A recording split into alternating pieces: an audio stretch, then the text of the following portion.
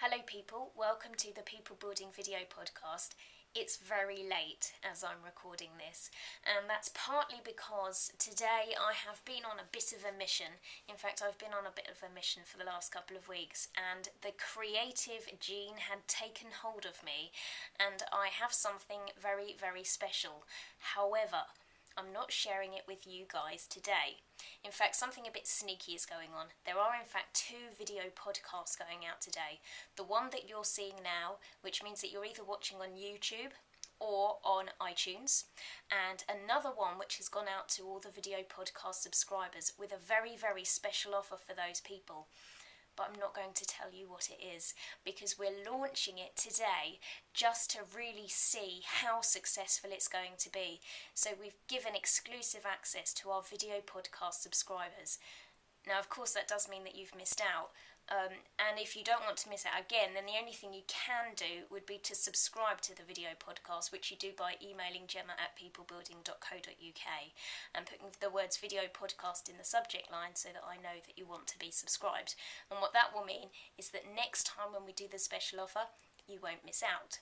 However, you're not missing out completely because I do have something just for you guys today too. It's not quite as exciting, but it's pretty good all the same. So I was thinking about the fact that I was in this mode of creativity, and I did some Googling about the words creativity and the letters DNA, because I was wondering if creativity is something that you are naturally born with, that it's inbuilt into your DNA, or whether it's something that you can develop and something that evolves over time. And I didn't get an answer to that, but I did find this very interesting article about creativity, and it's from theindependent.co.uk. I'm going to share some clips of that article with you now. It was written by a guy called Thomas Sutcliffe, if you'd like to look it up on theindependent.co.uk. And it's actually more to do with creativity and schizophrenia. Now, you've probably heard before about, there's a saying, isn't there, about how creativity or something like genius and madness are not too far away from each other. And it sort of centres around that in a bizarre sort of way. Like most announcements and unveilings in the field of genetics, the news that schizophrenia, a schizophrenia gene has been identified by scientists needs to be treated with some caution. Imagine a headline reading, "Caster sugar identified as causing meringues." And you will have a possible model for how much is often left out in the attempt to compress scientific complexity into a newspaper headline. The emergence of this particular twist of our DNA signalled the divergence between our large-brained, possibly pleasant but unimaginative ancestors and the restless, creative creatures that we are today. The classic symptoms of some forms of schizophrenia, delusions, hallucinations, and wild associations of thought, have their respectable counterparts in notions of artistic and creative ability.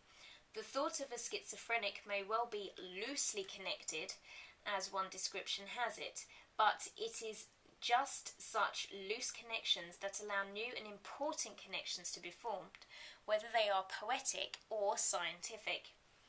But our attitude to schizophrenia and its symptoms might move further yet. In his recent book, Malignant Sadness, Lewis Wolpert noted that in West Africa, even mild depression may be associated with the sort of hallucinations that are, in the West, usually associated with schizophrenia. In other words, what for one culture is a marker of clinical madness is for another a pretty unremarkable aspect of the life of the mind. Now that reminds me of a really similar article that I read just a couple of weeks ago, which was talking about the difference in illness by the same name in the West compared to in the East and in other areas of the world. So for example, in Japan, anorexia there has different symptoms to anorexia in the West. Now why is that?